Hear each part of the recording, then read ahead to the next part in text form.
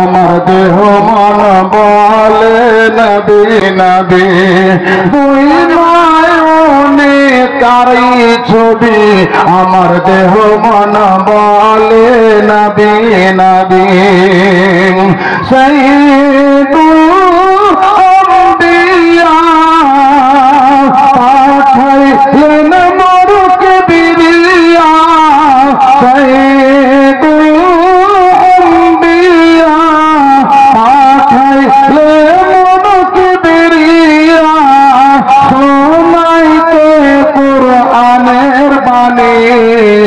আমার দেহ মন বলে নবী নবী, আমার দেহ মন বলে নবী নবী।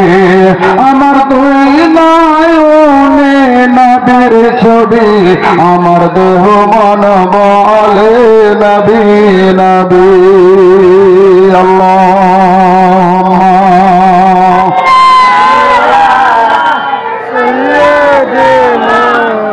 মৌলানা মুহাম্মদ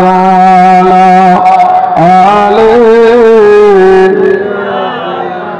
মৌলানা মুহাম্মদ। ও ব্রাদার আসুন একবার খুব ভালো করে যারা কাজ করছেন করতে দেন, আপনারা সুস্থ ভাবে বসে যান।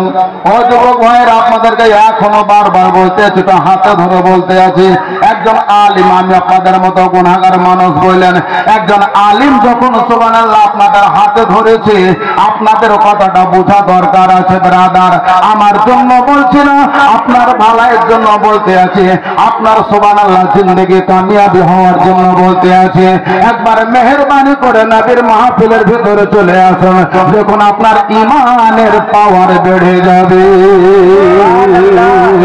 ওই মহিলা আপনার ছেলেদেরকে বলতে আছে, বাবারে যদি আমার সোহাগ, আমার সোহার, আমার স্বামী যদি বেঁচে থাকতো, আজ আমি কত বড় ভাগ্যবতী হয়ে যেতাম, আমি কত বড় ভাগ্যবান হয়ে যেতাম।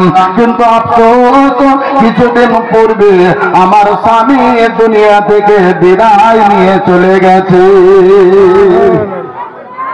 ছেলে দুটো বলতে আছে, মা গো, আব্বা ইন্তেকাল করেছে তো কি হলো, আমরা তো তোমার সন্তান। ও মা, এখন বলো তুমি কি বলতে চাও। ও ব্রাদার, ওই মহিলা বলতে আছেন, বাবারে শোনো, তোমার আব্বা ইন্তেকাল করেছে, তোমরা তো না বলো, তোমাদেরকে কোন রকম সুবহানাল্লাহ যুদ্ধের ময়দানে নবী তোমাদেরকে গ্রহণ করবেন। ও ব্রাদার, দুইটি ছেলে, একটা ছেলের বয়স আপনার 9 বছর, আর একটা ছেলের বয়স আপনার 12। আপনার ইসলামের ইতিহাসে খুব স্বর্ণ অক্ষরে তাদের নাম লেখা রয়েছে বদরের ময়দানে। একটা ছেলের নাম হলো আপনার মাস, আর আরেকটা ছেলের নাম হলো আপনার মুয়াজ। ছোট ছেলের নাম হলো মাস, বড় ছেলের নাম হলো আপনার মুয়াজ। দুই ছেলে বলতে আছে, মা গো, তোমার চোখে পানি ঝরতে আছে গো মা, তোমার চোখের পানি আমরা যেন সইতে পারি না। দুই ছেলে বলতে আছে, মা গো চলো, গেলে পরে তোমার চোখের পানি সুবহানাল্লাহ আমরা মোছাতে পারবো, তোমার মনের তামান্না আমরা মেটাতে পারবো। মা জননী বলতে আছে, বাবুরি তোমরা নাবালক আছো, তোমাদেরকে গ্রহণ করা হবে না। দুটো ছেলে বলে, মা আমাদের গ্রহণ করা হোক আর না হোক সেটা পরের কথা, এখন তুমি তাড়াতাড়ি আমাদেরকে আমার দয়ার নবীর দরবারে নিয়ে চলো। জোরে বলা যাবে না। মায়ের হাত ধরে নিয়েছে, বড় ছেলে মায়ের হাত ধরেছে, ছোট ছেলে মায়ের আর এক হাত ধরেছে। মায়ের দুইখানা হাত ধরে ওই মহিলাকে আমার নবীর দরবারে নিয়ে যাওয়া হচ্ছে।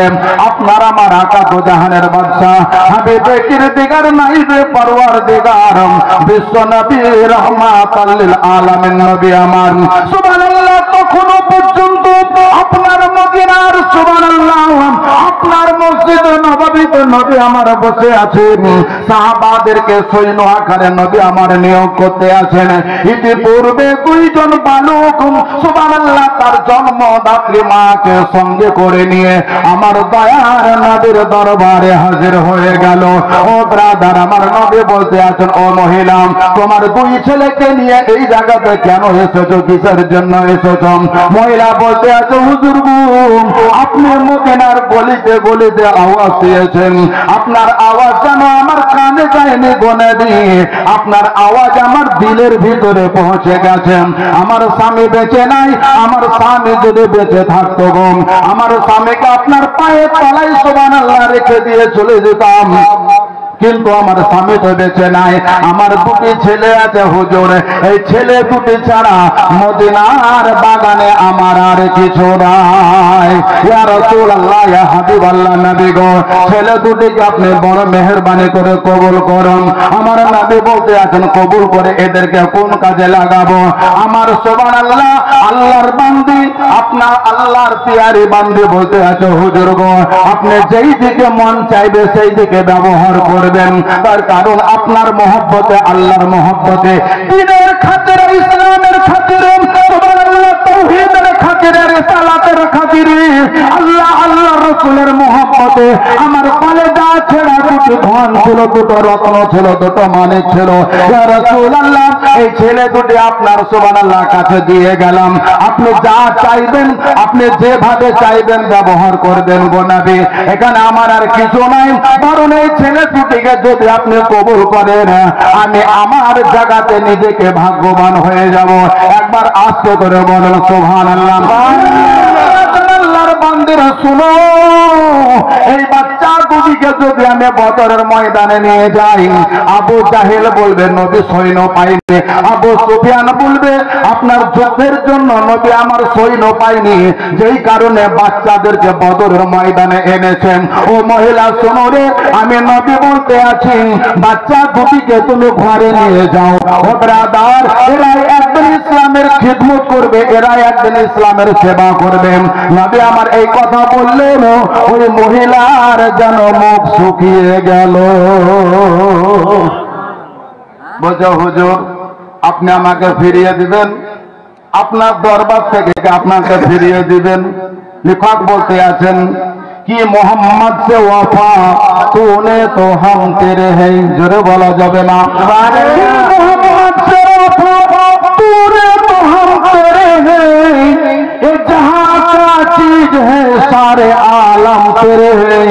या रसूल अल्लाह, আপনার সদকায়, আপনার ওসিলায় সারা আলম যদি তৈরি হয় গো নবী, আমার ছেলে দুটি আপনার ওসিলাতে দুনিয়াতে এসেছে, মেহেরবানি করে ছেলে দুটিকে যদি আপনি কবুল করে নেন, আমি বড় ভাগ্যবতী মা হয়ে যাব।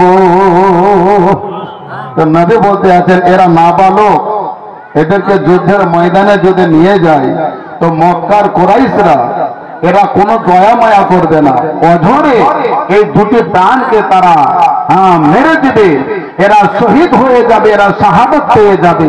কাজে এদেরকে এখন যুদ্ধের ময়দানে নিয়ে যাওয়ার মতন এদের প্রাপ্ত বয়স হয়নি, তুমি ফিরিয়ে নিয়ে যাও। কিন্তু আল্লাহ রসুলের মহব্বত যাদের হৃদয়ে গাঁথা আছে না, তাদের দেমাকে অলাভতা। বড় ছেলেটা কিছুক্ষণ চুপ করে থাকার পর বলতে আছে, হুজুর একটা কথা বলতাম। জোরে বলেন, হুজুর একটা কথা বলতাম, যদি আপনার ইজাজত পাই।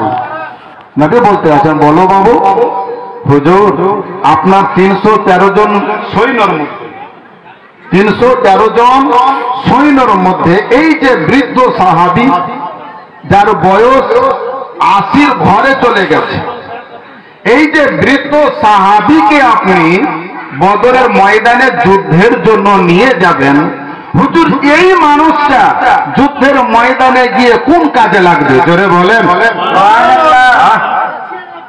এই মানুষটা যুদ্ধের ময়দানে হুজুর কোন কাজে লাগবে? এ তো ঠিকভাবে তরবারিও চালাতে পারবে না, ঠিকভাবে যুদ্ধ পরিচালনা করতে পারবে না। তো হুজুর এই সাহাবীকে আপনি যুদ্ধের সৈন্য হিসাবে আপনি বেছে নিয়েছেন, তো হুজুর আমার মতন একজন আপনার কৌশলের সুবহানাল্লাহ যুবককে যার বয়স 12, হুজুর আমাকে কেন নেওয়া হবে না? নবী বলতে আছেন, বাবুরে আমার ওই যে সাহাবী, বৃদ্ধ সাহাবী, এ যুদ্ধের কৌশল বুঝে, জোরে বলেন সুবহানাল্লাহ, এ যুদ্ধের কৌশল বুঝে যা তুমি বুঝো না। বলো হুজুর বুঝি কি বুঝে না সেটা জানি না, আমার মন চেয়েছে আমার মাকে রাজি করার জন্য, আপনাকে খুশি করার জন্য এই জীবনকে আমি বাড়ি থেকে হাতে করে এনেছি হুজুর, আর ফিরে যেতে চাই না। তবে যদি হুজুর আমাকে একটু পরীক্ষা করেন আমি বড় খুশি হব, জোরে বলেন সুবহানাল্লাহ। ওই ছেলে বলতে আছে, হুজুর যদি আপনি আমাকে একটু পরীক্ষা করেন না তাহলে আমি বড় খুশি হব। বলে কিরকম? বলে ওই সাহাবীর সাথে, ওই বৃদ্ধ সাহাবীর সাথে আমার কুস্তি লড়াই করে দেন। ওই বৃদ্ধ সাহাবীর সাথে আমি কুস্তি লড়বো। যদি আমি ওই সাহাবীকে হার মানিয়ে দিই কুস্তিতে, তাহলে হুজুর আমার কি যাওয়া হবে যুদ্ধে? আরে জোরে বলেন না। আচ্ছা আপনারা কি করতে লাগলেন এবারে? ও ভাই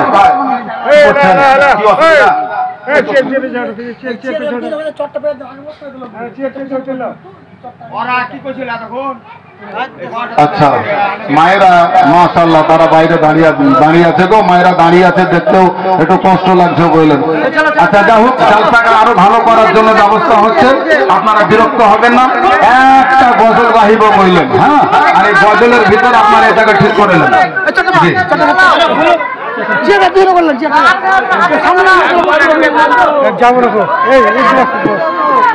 ঠিক আছে, তো চেয়ারগুলোকে আপনারা পেছনে করে দেন। জি, এই মাজমাকেও ভাঙবে না, মাজমা ভেঙে দিলে বাস শেষ। জি জি জি জি রাস্তা নয়, রাস্তা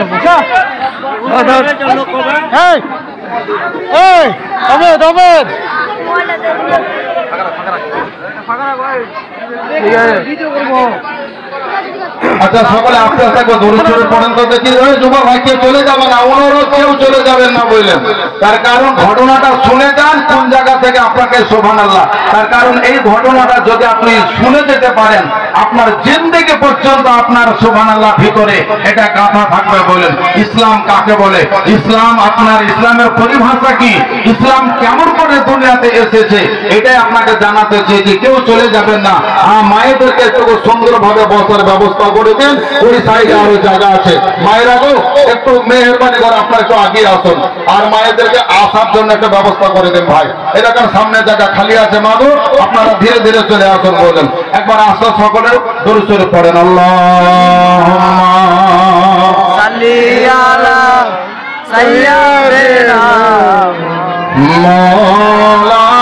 মাওলানা মুহাম্মদ ওয়ালা আলি সাইয়্যিদিনা মাওলানা। তাড়াতাড়ি করে, তাড়াতাড়ি করে, সাইরাল করে না না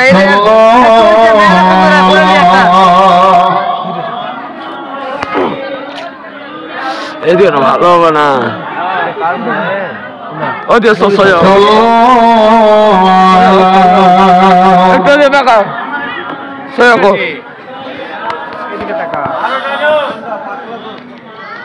হরদম সবাসনে কালা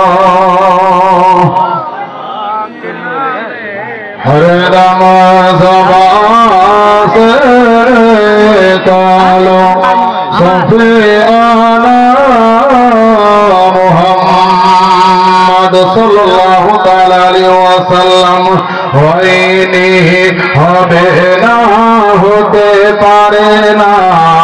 এই জায়গাটা খালি থাকবে, গজলটা শোনাবো শোনাবো, এই জায়গাটাকে ভরাতে হবে। জি একটু মেহরবানি করে আসুন, আসুন একটু মেহরবানি করে আসুন। এত কষ্ট করে মাহফিল সাজাছিল, হ্যাঁ এত কষ্ট করে মাহফিল সাজাচ্ছে, সামনে টাকা ফিল আপ করেন, এদিকে মায়েরা বলছে। জি এই 10টা মারা বলে আমি এত বললেন আপনাদের জন্য এত অনুরোধ করছি, অন্য কোনো যদি সুবহানাল্লাহ হতো না এত কথা বলি না গো। জি হ্যাঁ না আসলে মাহফিলটাকে ভালো করার চেষ্টা করছে। আচ্ছা ওই কোনার দিকেও কিছু জায়গা খালি আছে, ওই কোনার দিকে যদি না দে তো ওই দিকে বসার ব্যবস্থা করবেন। আর কিন্তু মাজমা ভাঙা হবে না। যদি একবার ফিউজ কেটে যায় তাহলে বুঝতে পারছেন এই ফিউজ কিন্তু আর কিছুতে জোড়া নেবে না বললেন।